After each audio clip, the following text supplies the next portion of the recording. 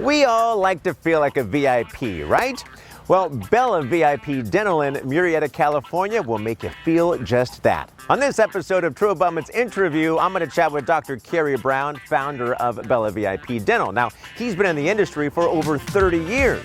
He now specializes pretty hyper-focused on some elements in the industry. We're going to find out what those elements are. Now, Murrieta, just north of Temecula, which is wine country, which makes me think I need a glass of wine.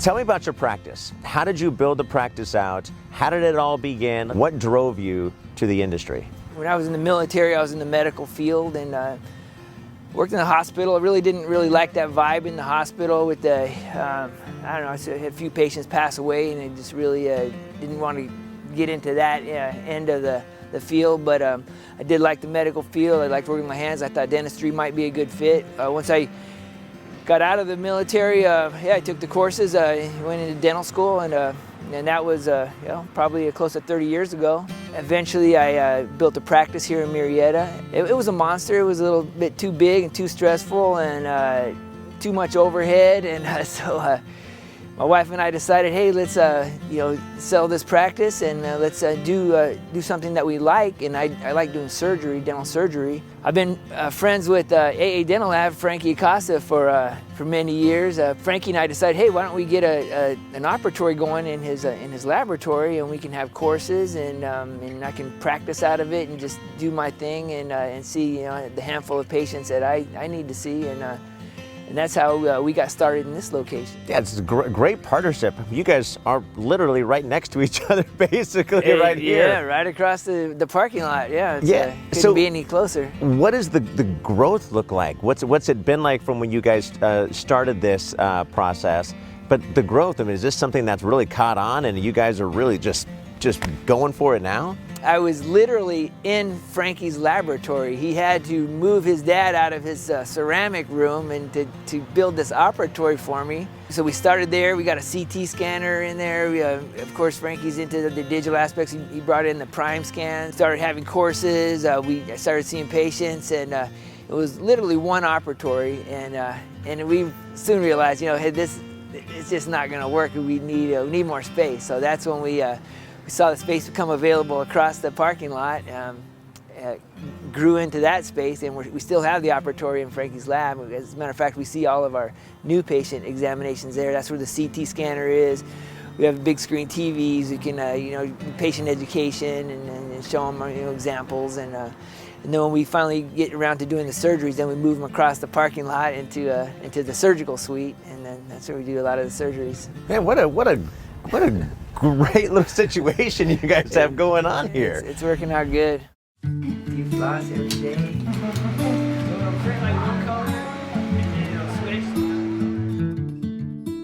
So, True Abundance, how did that relationship come about? How did you get introduced? How did they introduce themselves to you?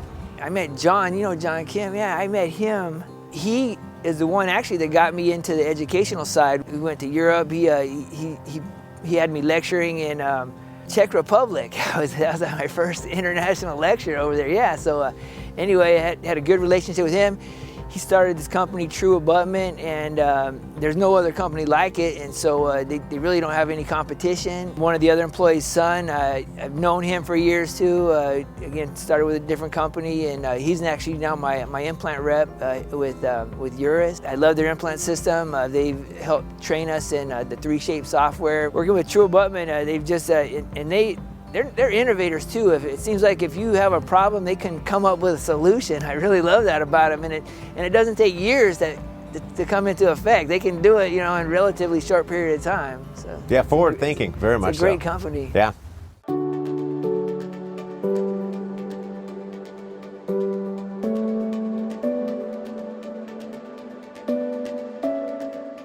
Tell me about your office, the staff that you have. You have, what, about 20 people in the office? I wish I had 20. No, actually, I don't wish I had 20 people. I mean, it might make a good income, but no. Yeah.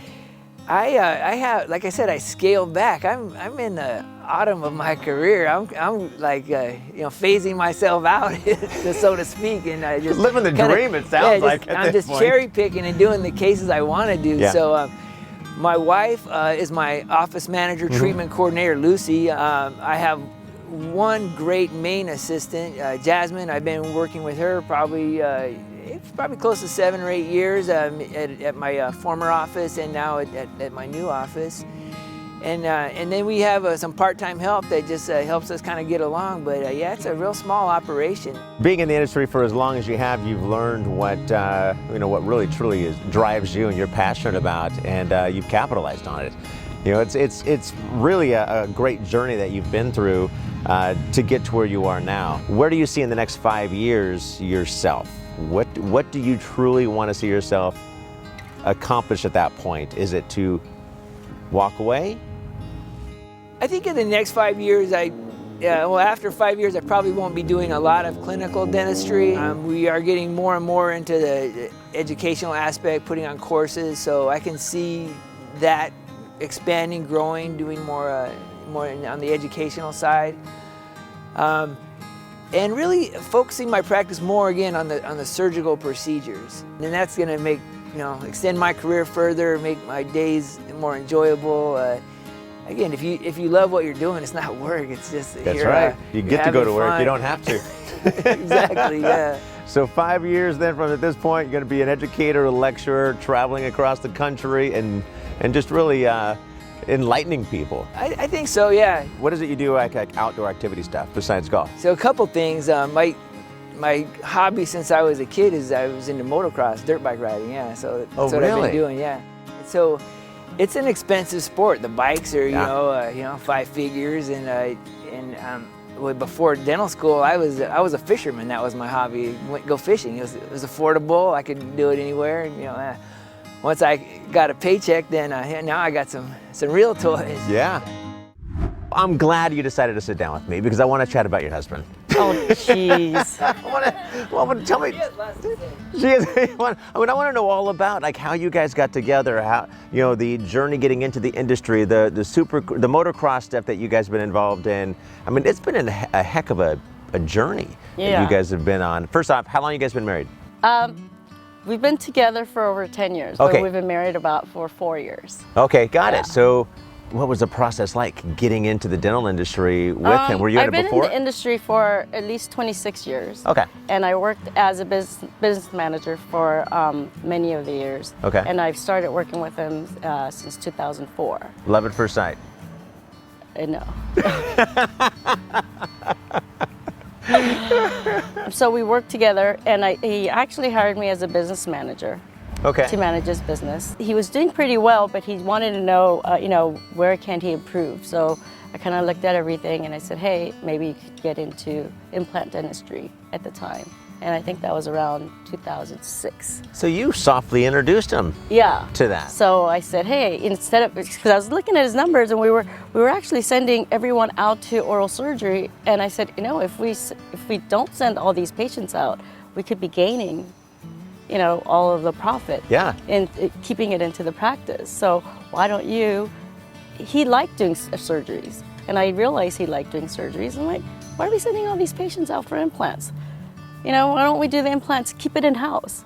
So I told him, why don't you start going into taking some classes and see how it goes. He came back, we started with family, of course. We started with my dad, his mom, my aunt, because, if we're going to mess up, we're going to mess up the family, right? That's right.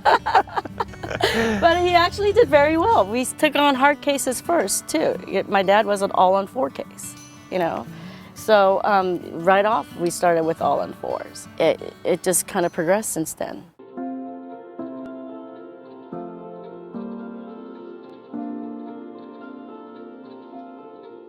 What is your favorite part about being in the industry in dental? I mean, you said, over 25 years you've been doing this. What is your favorite part about being here? Well, The best part is helping patients who come in with hopeless teeth, or they haven't gone to the dentist because they had some childhood trauma or even adult trauma. And he's very gentle, and we try to put them at ease and let them know that they'll be well taken care of. It's the after effect after they get the permanent teeth, and or the full mouth makeover, that it's just the smile they get. And I always tell them, you're going to look 10 years younger, and they're like, yeah, right. And after, they just can't stop smiling, and that's the best part of dentistry. Yeah, I mean, just helping people.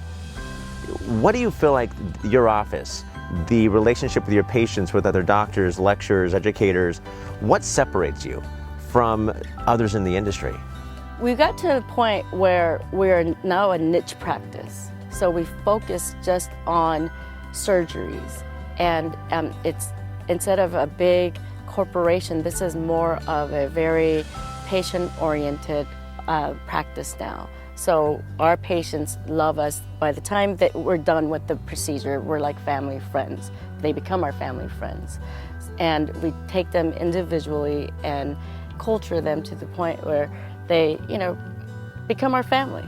So it's not just a number, or it's not just a patient to us. They become our friends at the end of the day, because, we care about our patients. Me being a consultant, I have a whole box of tissue next to me, because I'm more of a psychiatrist too, because they tell me their whole life story, why they became, why they are where they are now with their, teeth, and why there's just such neglect.